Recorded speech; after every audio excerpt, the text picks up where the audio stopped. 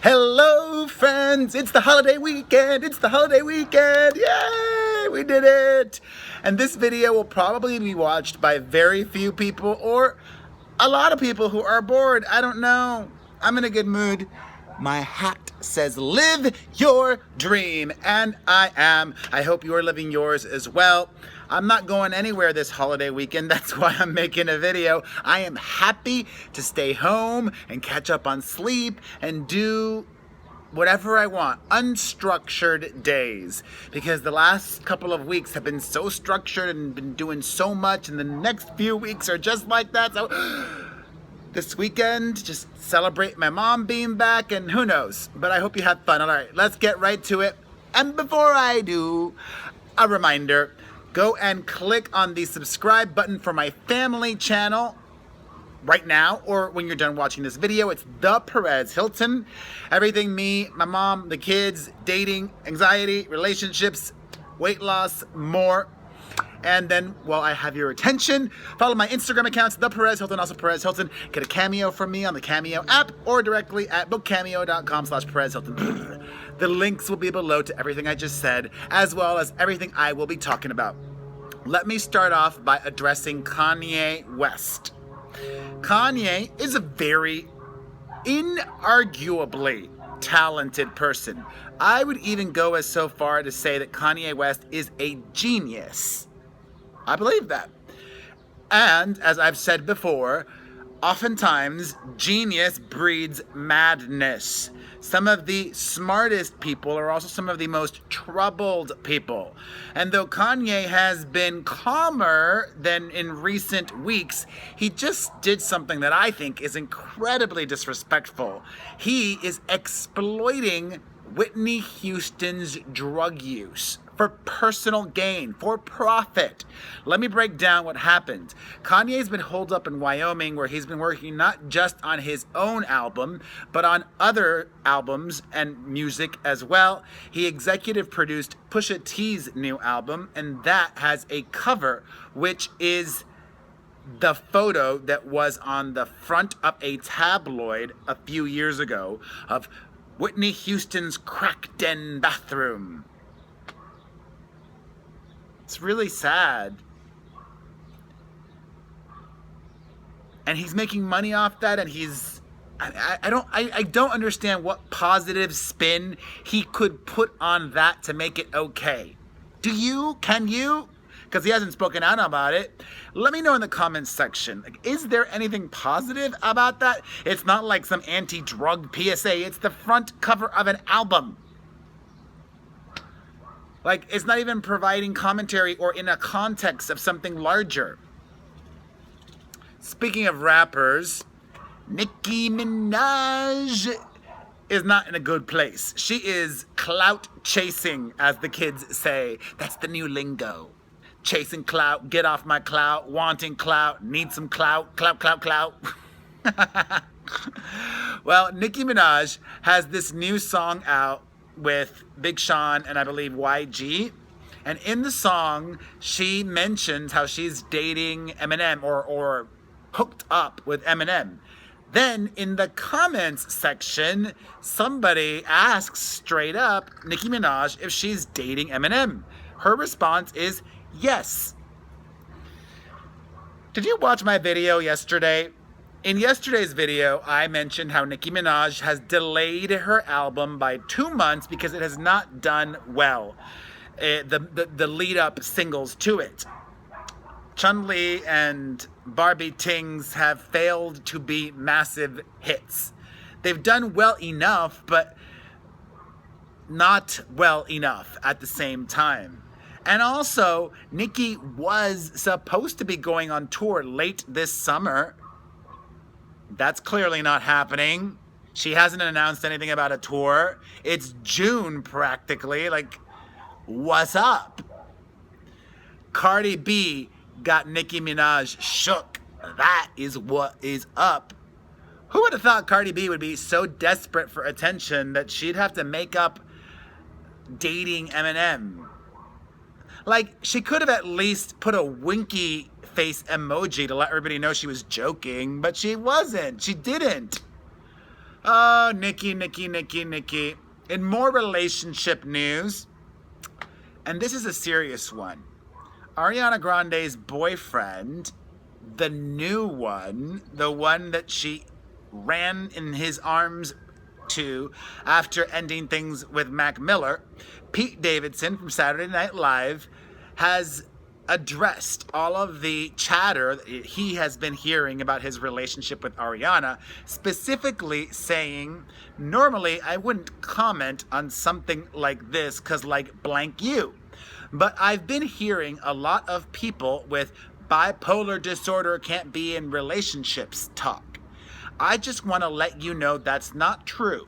Just because someone has a mental illness does not mean they can't be happy and in a relationship. It also doesn't mean that person makes the relationship toxic. And he goes on. It was a pretty lengthy statement. I don't know if I want to read the whole thing, but it really just got me thinking. Like, this may be bad of me, and I don't care. I'm honest. I'm honest, and it may be one of the reasons I'm single. I don't think I could date somebody with bipolar disorder or somebody that suffers from clinical depression that's ongoing. You know, I've had severe depression, but it was thankfully just for a few months, like a decade ago, and I suffered from anxiety, like legitimate anxiety. So I could date somebody with anxiety. I know what that's like, but I just could not date somebody that's bipolar disorder. Just like I don't think I could date a recovering addict. I don't know. I'd always be worried or concerned that they're going to relapse, and I mean, maybe I would. I don't know. It's definitely something that I would consider before, you know, really investing my heart into something. Like maybe I would casually date somebody that's, you know, recovering or has bipolar disorder, but I don't know if I would marry that person. And I don't really want to be casually dating anymore. I want to marry somebody. And I know you have to casually date to marry.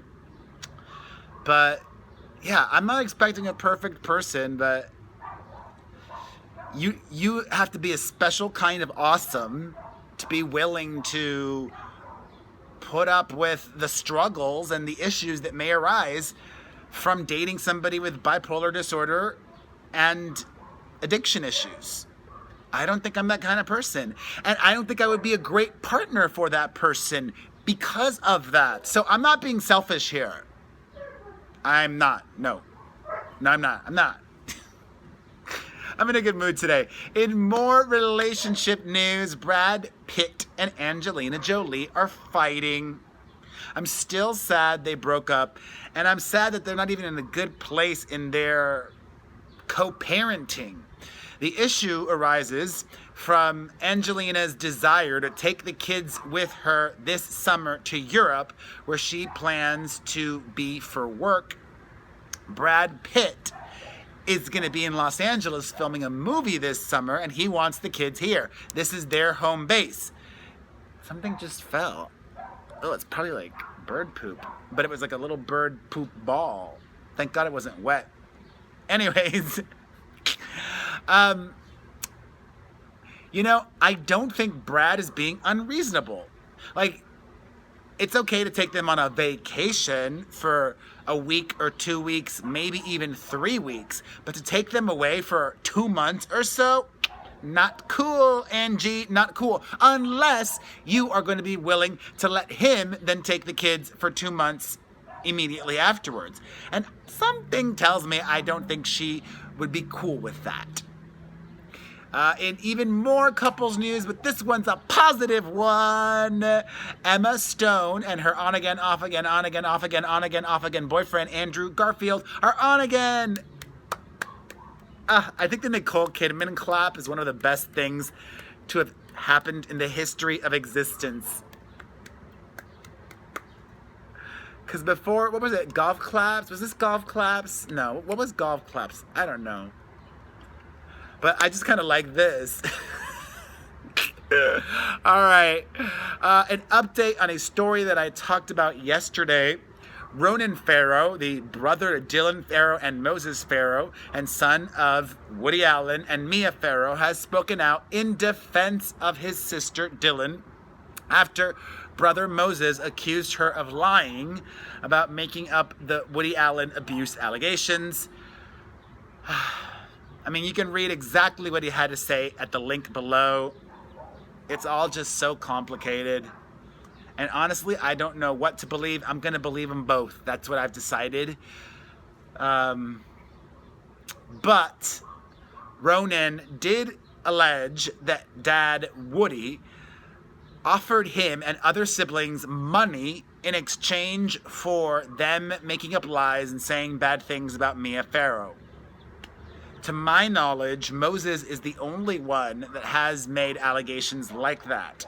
So, I think what Ronan Farrow said has a lot of credibility. I mean, he is a respected journalist that has done amazing work, and his whole career and life is grounded in being credible and honest and getting the truth out there. Speaking of honesty, Rachel Dolezal has been anything but. Remember her? She is the woman who is white, who pretended to be black. Well, she has been scamming the government, and the government found out. Rachel Dolezal had been asking for financial assistance, claiming that she was only making about $300 a month. Well, guess what? Don't mess with the government when it comes to their money, because they will find out and they will come after you. They found out that in the last 2 years, she has made $84,000 worth of deposits into her bank account, according to the investigators. So she is now being sued for welfare fraud, and they are felony charges. Oopsies. All right. On to some royal news, and I'm so thankful for this. Royal drama is the new Kardashian. That just came to me today, and boy, is it accurate. Meghan Markle has snubbed her family in a very tangible way.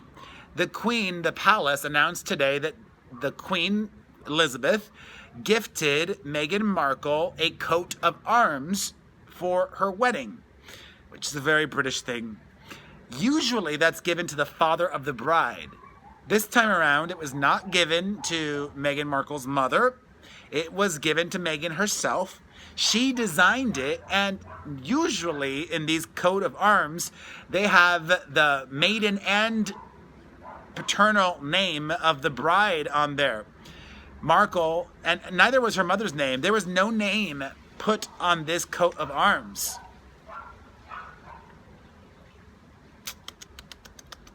Also, Meghan Markle tells her friends to still call her Meg, even though now she's Her Royal Highness.